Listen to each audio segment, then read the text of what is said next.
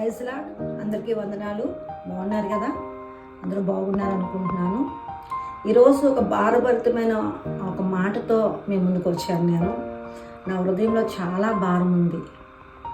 ఏంటి భారం అంటే, బైబిల్ చెప్తుంది, లేదా దేవుడు రాసి పెట్టున్నాడు. ఏముందంటే, మార్కు సువార్త 16:15లో మీరు సర్వ సృష్టికి వెళ్ళి సకల జనులకు సువార్త ప్రకటించి నాకు శిష్యులుగా చేయండి, ఆ తర్వాత శిష్యులుగా తగిన వారు అద్భుతాలు ఆశ్చర్యాలు అన్నీ చేస్తారని వాక్యం చెప్తుంది. ఇదే మనం చేయాలి.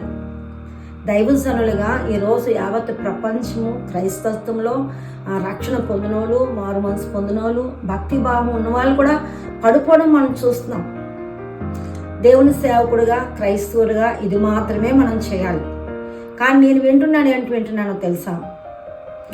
బైబిల్ ఏం చెప్తుందంటే, మరొక మాట చెప్తుంది, అబద్ధ బోధకులు ఉన్నారు, జాగ్రత్త అని చెప్తుంది.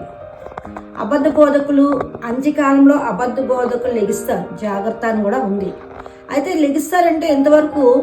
ఆ అంత్యకాలం అనేది అపాయకరమైన దినాలు, అపాయకరమైన పరిస్థితులు, యాక్సిడెంట్స్, సునామీలు, రోగాలు, కరువులు, అనేక రకమైనవి నష్టాలు జరుగుతాయి అనేది ఎంతవరకు సత్యమో, బోధకులు కూడా యెజబెల్ ఆత్మతో నిండిపోయి అబద్ధ బోధన ప్రచురించడం మనం చూస్తూ ఉన్నాం.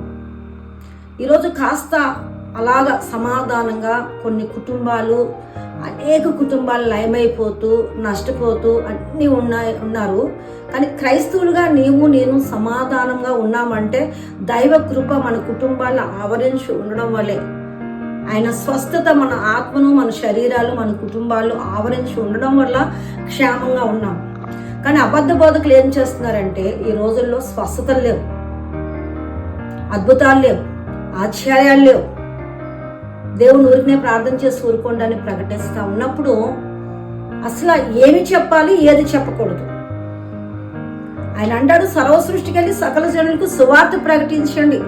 యేసుక్రీస్తు వారు ఏం చేస్తారో అది చెప్తూ ఆయన ఎందుకు దిగి వచ్చారు, ఆయన మరణించి తిరిగి లేచి నీకు నాకు పరలోకానికి మార్గం చూపించడానికి వస్తూ, అంతేకాదు వాళ్ళ శిష్యులుగా తయారు చేయడానికి లోతైన మాటలు చెప్పి వాళ్ళ శిష్యులుగా తయారు చేయండి అని వాక్యం చెప్తే, దేవుని శక్తిని తక్కువ చేస్తూ మళ్ళీ పెద్ద పెద్ద ప్రచారాలు, నాలాంటి వాడు లేడు, నేను సత్యాన్ని వెతుకుతున్నాను, నేనే సత్యవంతుని, కొంతమంది నిజంగా అద్భుతాలు లేకుండా ఉన్నాయని చూపిస్తూ, మరికొంతమంది దేవుడి కోసము నిజము సత్యాన్ని చెప్పకుండా వారి తలాంతులు, వారికున్న ఉద్దేశాలు ప్రకటిస్తూ ఉన్నారు. సొలొమోను రాస్తా ఉన్నాడు, ప్రసంగిలో చెప్తా ఉన్నాడు. ఏం చెప్తున్నాడంటే, యెహోవా యందు భయభక్తులు కలిగి ఆయన విధులు అనుసరించుటే మానవ కోటికి విధి అని రాస్తుంది. ఈరోజు భయం లేదు దైవజనుల్లో. 4 మాటలు నేర్చుకొని 4 మాటలు టకా టకా టకా టకా బల్లగుద్దినట్టు చెప్తే నా అంతటి వాళ్ళు లేరు. వారు ఒక బోధ కింద ఉన్నారు, ఒక ప్రచారం కింద ఉన్నారు. ఆ ప్రచారాన్ని ఇండైరెక్ట్గా అనేక మందికి చెప్పాలనే ఉద్దేశంతో గలిబిలి గందరగోళం చేస్తున్న ఈ రోజుల్లో సొలొమోను చెప్తున్నట్టు, నేను దేవుడి వాక్యానికి భయపడుతూ ఇంకెవరో వచ్చి నాకేదో చెప్తారని ఎదురు చూడకూడదు. భయము భక్తితో ఆయన పాదాల దగ్గర వంగి ఆయన నేర్పుతున్నది నేర్చుకుంటూ, ఈ అపాయకరమైన దినాల్లో ఎలాంటి దొంగ బోధకులు మనకు ముందు వచ్చినప్పుడు వారి ముందు ఎలా నుంచోలో నేర్చుకొని ఉండాలనే ఉద్దేశంతో, మీకు చెప్పాలనే ఉద్దేశంతో ఈ సాయంకాలం సమయం మీ దగ్గరికి వచ్చాం. అందరూ వింటున్నారు, దాన్ని ఆచరిస్తారని నమ్ముతున్నాను. ఈ దేవుడు ఈ మాటలు, చిన్న మాటలు దీవించును గాక. ఆమెన్. అందరికీ వందనాలు. God bless you all. Thank you.